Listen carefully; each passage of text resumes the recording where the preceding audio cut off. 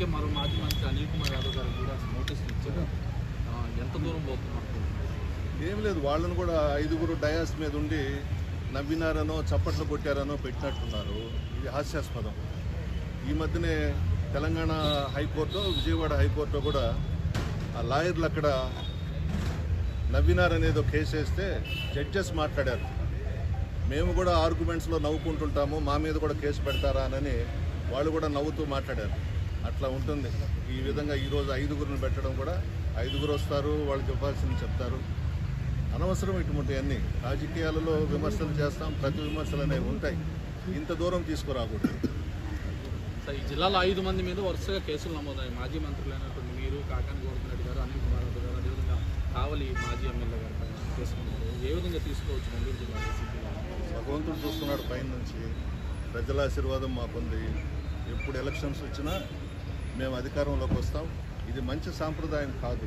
ఈ విధంగా ఒక రెడ్ బుక్ రాజ్యాంగాన్ని తీసుకొచ్చి మేము అందరి మీద కేసులు పెడతాం, అందరినీ జైళ్లలో పెట్టిస్తామని అనేది మంచి సాంప్రదాయం కాదు. రేపు అనేది ఒకటి ఉంటుంది కదా. ఎల్లకాలం వీళ్ళు అధికారంలో ఉండరు, రేపు మళ్ళీ మేము వస్తాము.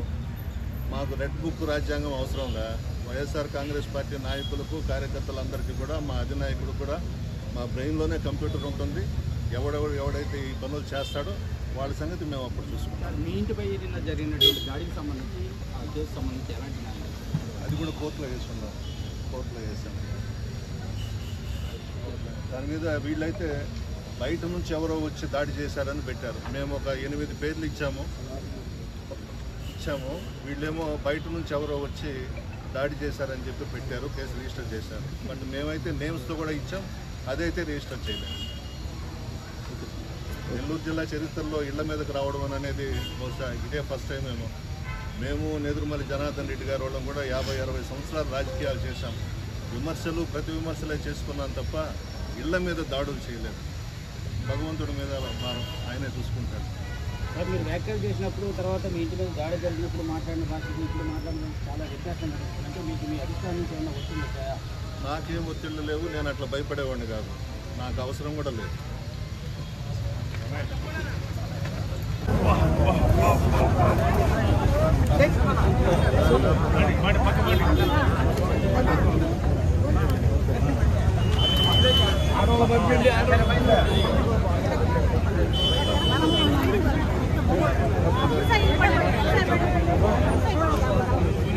Okay.